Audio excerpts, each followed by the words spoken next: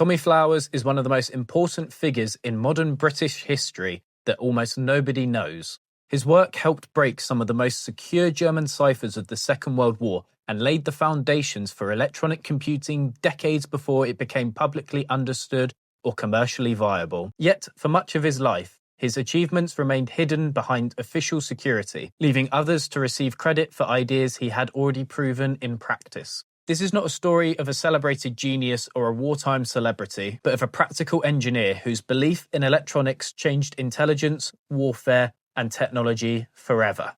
To understand how the digital age truly began, we have to start with a man working quietly inside the British Post Office. Many of you have mentioned his name in my comments section or requested a video on him, as his name deserves to be known as much as Alan Turing's. So, here we go. This is a story of Thomas Harold Flowers, one of the many British war heroes. Now, before we get into the video, 99% of you who watch these videos are not subscribed. Now, if you enjoy this video or my content, then please consider leaving a like on this video and subscribing. It really helps me out and it lets you stay up to date with my channel. Thomas Harold Flowers was born on the 22nd of December 1905 in Poplar, in East London, into a working class family where money was scarce and expectations were practical. His father was a master bricklayer. Flowers later recalled that fragility was ingrained from childhood, not as a virtue to boast about, but as a necessity for survival. There was no assumption that education would naturally lead to comfort or status. From an early age, Flowers showed an aptitude for technical subjects, particularly anything involving machinery and electricity, interests that stood out in a neighbourhood dominated by manual trades. At the age of 12, Flowers won a scholarship to the local technical college, an opportunity that changed the direction of his life. This led to an apprenticeship at the Royal Arsenal in Woolwich, one of Britain's foremost centres of precision engineering. There he trained as a mechanical engineer, learning drafting, machining, and the discipline of industrial production. Yet even as he mastered mechanical systems, Flowers realised that his true fascination lay elsewhere. Electricity and electronic systems, still relatively new and poorly understood, captured his imagination far more than gears and pistons. This interest would define the rest of his career. After completing his apprenticeship, Flowers joined the General Post Office in 1926. At the time, the Post Office was not just responsible for mail, but also for Britain's entire telecommunications infrastructure. It was one of the few large organisations actively hiring engineers during the economic downturn of the interwar years. Flowers entered the telecommunications branch and quickly distinguished himself as a thoughtful and innovative engineer. He supplemented his practical work by studying electrical engineering in the evenings at the University of London, earning a degree through sheer persistence. This combination of hands-on experience and theoretical grounding became one of his greatest strengths. By 1930, Flowers had moved to the Post Office Research Station at Dollis Hill in North London. Dollis Hill was the nerve centre of British telecommunications research, tasked with modernising the national telephone system. One of the central challenges was replacing manual exchanges with automatic switching systems that could handle growing demand. Flowers became deeply involved in switching research, particularly the use of electronic components in telephone exchanges. During the 1930s, he began experimenting with large numbers of thermionic valves to amplify signals and to control switching functions. At the time, valves were widely regarded as unreliable. Radio frequently failed because valves burnt out, reinforcing the belief that they could not be trusted in large systems. Flowers reached a different conclusion. He observed that valves failed primarily when they were switched on and off repeatedly or operated under unstable conditions. In telephone exchanges, where the equipment ran continuously in controlled environments, valves proved remarkably reliable. By the late 1930s, Flowers had designed systems using several thousand valves operating simultaneously. This experience gave him a unique insight that almost no one else in Britain possessed. He understood that large-scale electronic systems were not only possible, but were practical. When the Second World War began in 1939, Flowers was already deeply engaged in advanced telecommunications research. His first connection to wartime codebreaking came indirectly. Alan Turing, working at Bletchley Park on the problem of breaking the German Enigma cipher, approached the post office for assistance. Turing wanted help building a counter-mechanism for the bomb machine used against Enigma. Flowers worked on this project in early 1941. Although the counter was eventually abandoned, Turing was impressed by Flowers' engineering ability and his confidence in electronics. By this point, much of the Enigma problem was being brought under control due to the early Polish contributions and later Bletchley's incredible work. A far more difficult challenge soon emerged in the form of different German cipher systems used for high-level communications between Hitler and his senior commanders. This system, known to the British as Tunny, was based on Lorenz SZ40 and SZ42 machines. Unlike Enigma, Tunny used teleprinter signals and a complex arrangement of 12 wheels, making it vastly more difficult to break. The volume and importance of the messages encrypted by Tunny meant that solving it became top priority. The mathematical breakthrough came from a man named Tutte, who deduced the logical structure of the Lorenz machine without ever seeing one, and more incredibly, he did it in his head. However, applying Tutte's methods by hand was impossibly slow. Max Newman was tasked with finding a way to mechanize the process. This result was a machine called Heath Robinson, which used electromechanical components and 2 synchronized paper tapes. While innovative, Heath Robinson was unreliable and slow.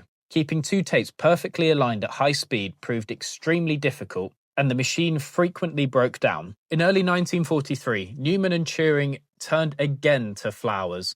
Having examined Heath Robinson, Flowers concluded that its limitations were fundamental. He proposed a radical alternative, a fully electronic machine using thousands of valves to perform high-speed logical operations. This machine would generate the cipher wheel patterns electronically rather than relying on a second tape, eliminating the synchronization problem entirely. The idea was revolutionary. Nothing of this scale had been attempted. Bletchley Park's management were skeptical, deeply uncomfortable with the notion of relying on so many valves. Some viewed Flowers as a trade engineer, intruding into an intellectual domain dominated by scientists and mathematicians. Despite the skepticism, Flowers pressed ahead. He received crucial support from his superior at Dollis Hill, W.G. Radley, who authorized him to use the post office resources. Flowers assembled a team of young post office engineers and wiremen, mainly in their early 20s, and set them to work under conditions of extreme secrecy. Some of the funding even came from Flowers' own pocket.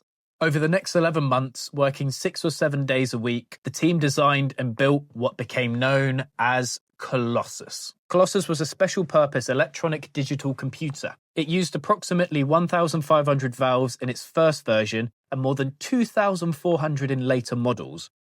It read high-speed paper tape containing intercepted Tunny messages and performed logical operations at unprecedented speed. The machine used electronic currents to test possible wheel settings and identified likely solutions. Programming was achieved through plug boards and switches, allowing different logical operations to be configured without rebuilding the machine. Although it lacked stored programs in the modern sense, Colossus was programmable and fully electronic, making it the first machine of its kind. First Colossus became operational in November 1943 at Dollis Hill and was delivered to Bletchley Park in January 1944. It worked almost immediately. Tasks that would have taken weeks or months by hand could now be completed in minutes. The impact on codebreaking was dramatic. With Colossus, Bletchley Park could routinely read high-level German communications, providing intelligence of immense strategic value.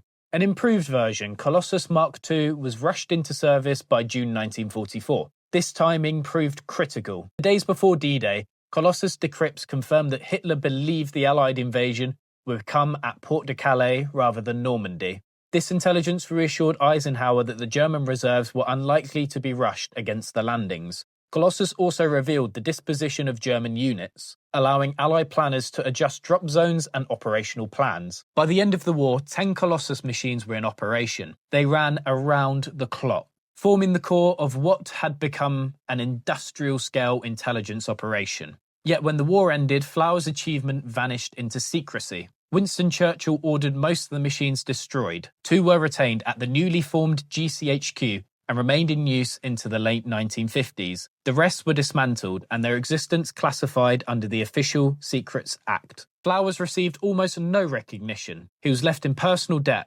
after funding parts of the Colossus project himself. A government payment of £1,000 did not cover his expenses. When he attempted to develop electronic computing commercially after the war, he was repeatedly turned down. There was no belief such machines could work, and Flowers could not explain that he'd already built them. Meanwhile, American engineers working on ENIAC were publicly celebrated as inventors of the first electronic computer. Flowers remained with the post office, continuing to work on electronic telephone exchanges. His designs helped lay the groundwork for Britain's post-war telecommunications infrastructure. Later, he joined Standard Telephones and Cables, where he worked on advanced switching systems before retiring in 1969. Only in the 1970s, as wartime secrets were gradually released, did the true story of Colossus begin to emerge. In his later years, Flowers lived quietly, pursuing interests in music, painting, and writing. He published a technical book on the exchange systems and followed the reconstruction of Colossus at Bletchley Park, led by Tony Sale, often offering guidance to the team. Recognition came slowly, in the form of plaques, memorials, and institutional honours. By the time his role was fully acknowledged, Flowers himself believed it was too late to matter much. Thomas Harold Flowers died in 1989 at the age of 92. Today, he is recognised as one of the central figures in the history of computing, and his work on Colossus not only helped shorten the Second World War, but it also demonstrated the viability of large-scale electronic computers years before it was widely accepted. His story stands as a reminder that some of the most transformative achievements of the modern world were built quietly by people whose names were hidden for decades, yet whose ideas reshaped everything that followed. If you enjoyed this video going through the story of Tommy Flowers and Colossus, then please leave the video a like, subscribe and turn that bell notification on, share the video with your friends, and most importantly, leave me a comment letting me know you enjoyed the video, and if you have any other videos you'd like me to do surrounding Colossus or some of the names I mentioned in this video, or if you have any other videos you'd like to see from me next, because sometimes history doesn't need a rewrite, it just needs to be told properly. We were pretty confident that it would be satisfactory. So we went ahead and made one, and that was the first Colossus.